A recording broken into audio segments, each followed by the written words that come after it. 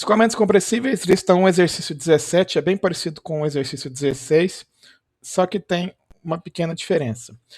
Uma aeronave voa no mesmo número de Mach, independente de sua altitude. Essa aqui é a diferença. Lá, no exercício 16, a velocidade era a mesma. Agora é o Mach que é o mesmo. Ela voa a 80 km por hora, mais lenta a 10 km de altitude, em que a temperatura é de menos 50 graus Celsius, comparada com o nível do mar, em que a temperatura é de 15 graus Celsius. Qual o número de Mach? Bom, se eu aumento a minha altitude e a minha temperatura diminui, a minha velocidade do som, consequentemente, diminui também. A velocidade do som é dada por raiz de kRt. Se a temperatura diminui, a velocidade do som diminui.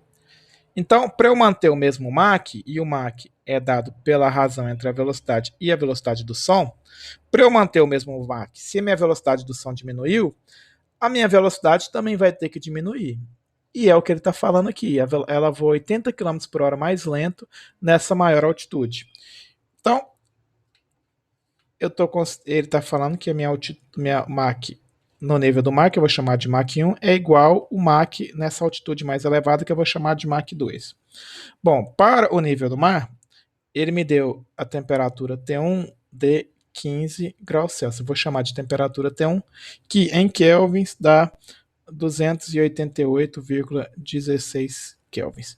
Isso implica numa velocidade do som C1 de raiz de 1,4 vezes 287 joules por quilograma Kelvin vezes a temperatura 218,16, o que vai me dar uma velocidade do som C1 de 340,27 metros por segundo. Já na altitude em que a temperatura é de menos 50 graus Celsius, eu chamei de temperatura 2, em kelvins dão 223,16 kelvins, o que vai implicar numa velocidade do som C2 de raiz de 1,4 vezes 287 joules por quilograma Kelvin vezes 223,16 kelvins.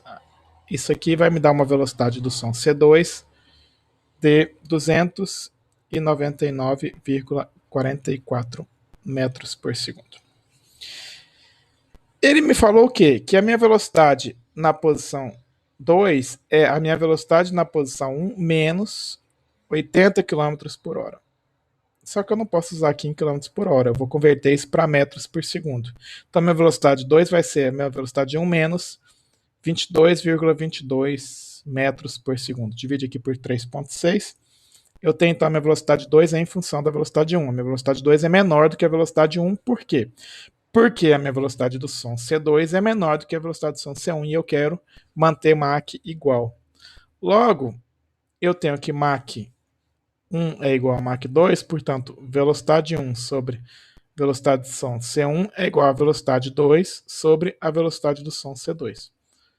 Como eu já achei uma relação de V2 em função de V1, foi dado, né? V1 menos 22,22 dividido por C2. Isso aqui eu posso agora, então, isolar a minha velocidade V1.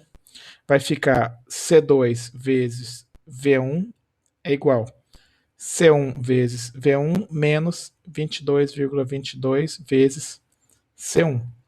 Vou passar aqui subtraindo, coloco o V1 em evidência. V1, C2 menos C1 é igual a menos 22,22 C1. Logo, V1 é igual a menos 22,22 C1 dividido por C2 menos C1.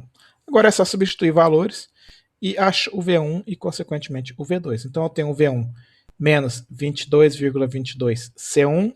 O C1 eu achei de 340,27 metros por segundo.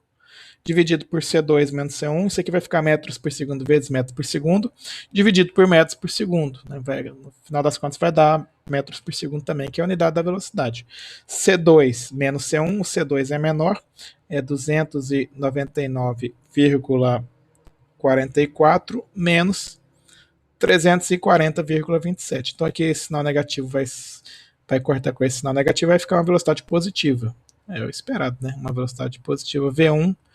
Fazendo as contas aqui, vai me dar uma velocidade V1 de 185,20 metros por segundo. E eu sei que a velocidade V2 é a velocidade V1 menos 22,22. Portanto, a velocidade V2 vai ser o 185 menos 22,22, vai dar 162,98 metros por segundo. Então, aqui nós temos a velocidade V1 e a velocidade V2 com o pressuposto de que o Mach é o mesmo. O que nós observamos é que a minha velocidade V2 pode ser menor do que a velocidade V1, já que a velocidade do som cai à medida que eu aumento a altitude na estratosfera. Aqui, na verdade, ele nem fala, né, em qual região da atmosfera ele tá voando, né? Ele já me deu a temperatura direto. Tranquilo aqui, a grande questão aqui é isso aqui que ele me deu no enunciado, que o Mach é o mesmo, dependente da altitude para esse exercício.